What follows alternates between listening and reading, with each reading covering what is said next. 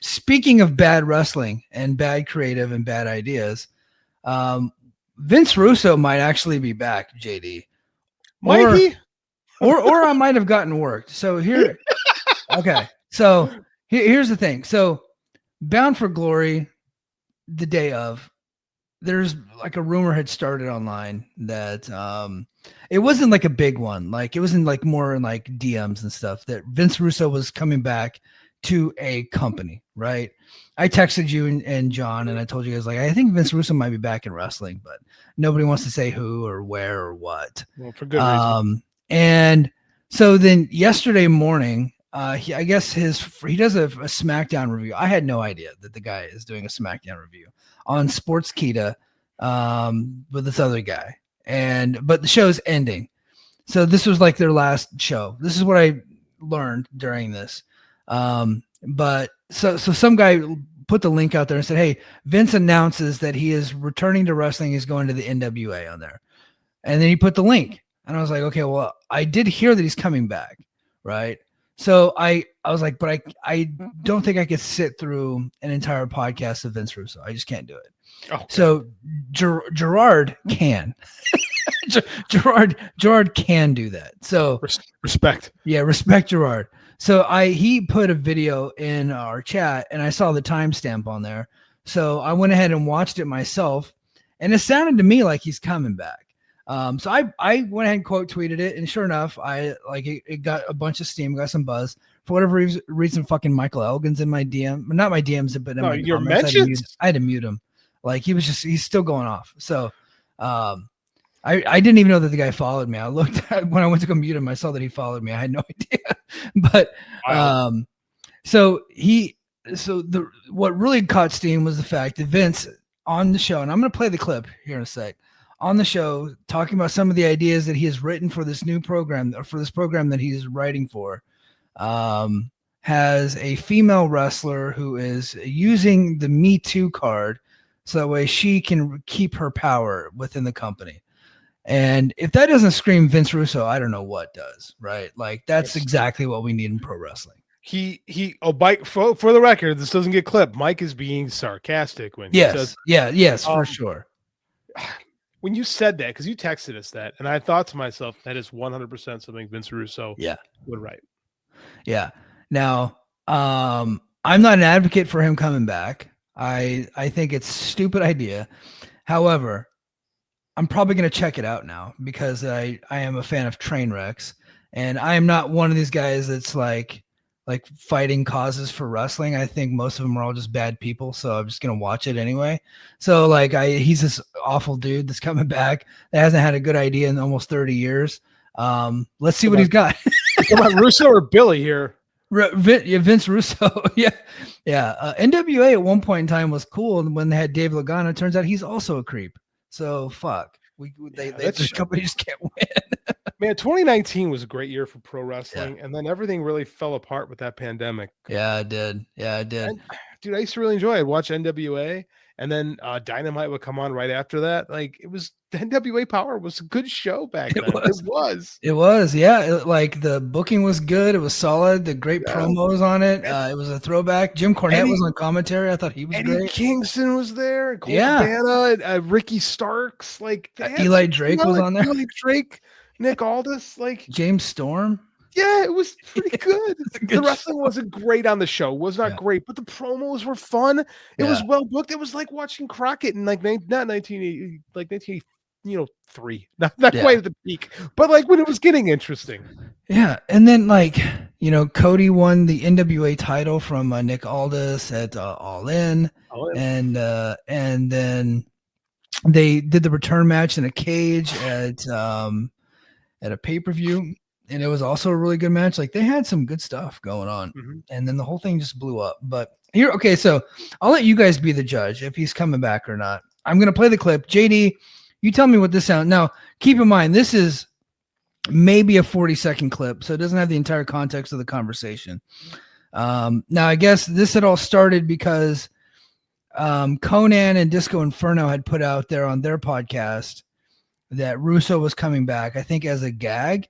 God, but people. Yeah, I don't listen to that show, so I didn't know that part. I didn't know that context of it, so I learned it later. Although they did mention it briefly here, but I didn't know the entire context of it.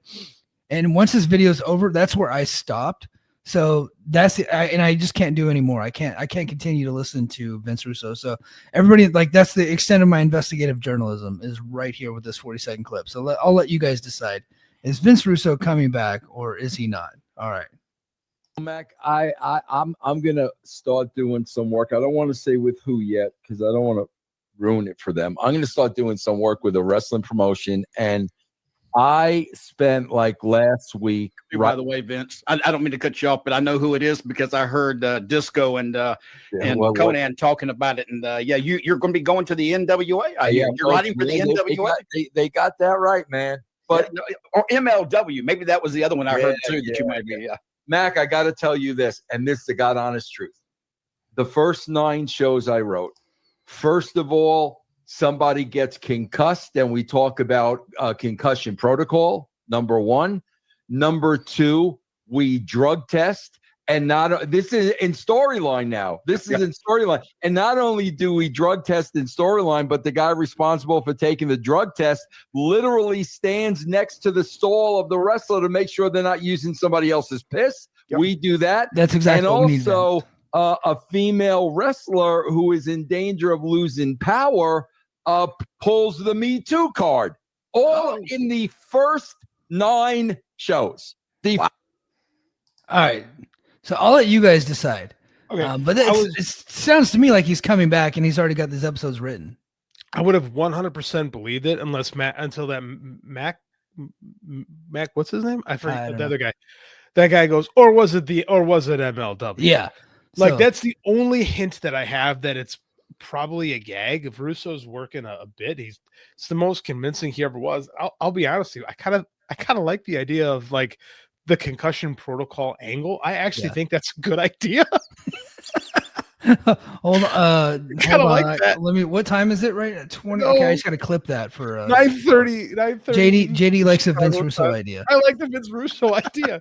I didn't hate it. That's actually, I might heard that. I'm like, that's not bad actually. Yeah. Because like that's not bad to keep a guy out. You can't be in the ring. You have a concussion. Yeah. Like this is a guy who deals with that with kids sports all the time. Like it's frustrating. There's some drama there that's not exploited in wrestling. I just got canceled. Yeah. What was the second one? Oh, the guy pissed test. Yeah. When he goes, we're gonna have a guy in the stall watching him. That's Russo. That checks out. Yeah, but like the guy in the stall has to make a comment about the guy's wang. Like that's where Russo comes in, and he's gonna say that it's small. Yeah. Mm-hmm. Or like that's Russo's kink. Like he likes to abuse women and talk about small wangs. Or talk about Sid Vicious using the fake peanuts to piss. Yeah. There's something there. The Me Too card. Yeesh. Yeah. So here's my stance on that. I think that pro wrestling, when it's in this world of complete fiction, right, and that likes the universe you set, you can do some racy and you can do some out of bounds type stories because NCIS does it, right? Mm-hmm. Law and Order does it. So if pro wrestling wants to do it, like if that's the world they want to be in, they can do that. The problem is that they borders on reality, and wrestling fans don't really like shit like that. And that storyline is a bit too close to home because it's going to like make people think that these women were lying. And that's not going to be a good thing. I don't think that the wrestling business is mature enough to handle kind of complicated stories like that. We remember when Juice Robinson had the Freedman written on the roll of quarters, right? And that was MJF's storyline, and they dropped it immediately because pro wrestling fans don't like shit like that. They don't want anything to do with that. So I don't think this is going to work. I don't think it's a good idea. And in fact, this is borderline preposterously stupid. It's so interesting. I was going to say funny, but maybe not funny, that pro wrestling is held to different standards that the rest of entertainment and popular culture isn't held to. Pro wrestling has such a history of being a sleazy, scuzzy business. But any time that it gets sleazy or scuzzy, fans just push back against it, right? So like you could do it, like you can do stuff like that in other forms of media and get away with it. Like essentially what Russo describes in part 3 is like the book Disclosure and the film, the aforementioned film with Michael Douglas and Demi Moore from the early 90s, right? Yeah. That's what that's about.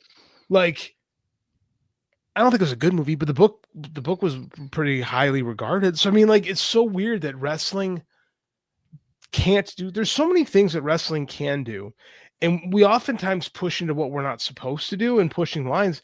And the problem is, like you said, the medium is just not mature enough to handle that subject matter, because it gets like, it's like, how do you resolve the tension? Well, I'm going to go hit you with a pile driver. Like, it just right. It's just too hard to capitalize. It is, and this is a live event business, and people don't go to these live events to feel uncomfortable to that degree, right? And like in the early 2000s, like they were doing miscarriage angles on WWE television. It was just like, and I think Vince had tried to do that, like Vince Russo had tried to do that stuff before, and Jim Cornette blew up at him. It's like, you just can't do this stuff because it's real life and people get uncomfortable.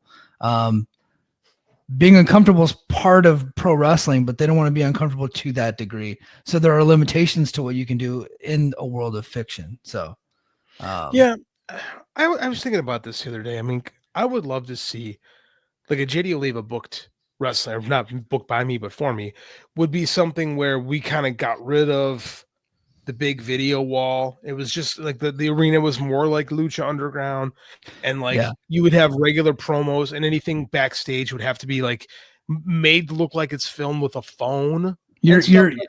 It's funny you bring up Lucha Underground because that's exactly what you're describing. Like Lucha, but without the sci-fi. Without the sci-fi and the magic. I really like Lucha Underground. Like, I thought it was a little too telenovela, but that was the audience it was going for. So I mean, like, I can't fault it too much on that. But I would really like to see a wrestling show just kind of blow. And I don't know if it would work though. Like, I don't know if fans today really are in tune with what I want to see in a pro wrestling show. Like, I'm sitting here bitching about the puppet meeting the dolls. Maybe that's, I'm having these existential crises again where I'm like, maybe modern wrestling just isn't really for me, like it just seems like it doesn't go that way. And then you talk about, and I'm not saying, we should do like Me Too stories in wrestling. We should fictionalize. No. I don't think we should, but I mean, like, I don't think the answer is doing more puppets. And I think all these AEW fans that say, I want realism in wrestling, I don't want WWE stuff, I don't want Fed Pill stuff, and then loving the Monet puppy are like puppet. Excuse me, not puppy. Puppet.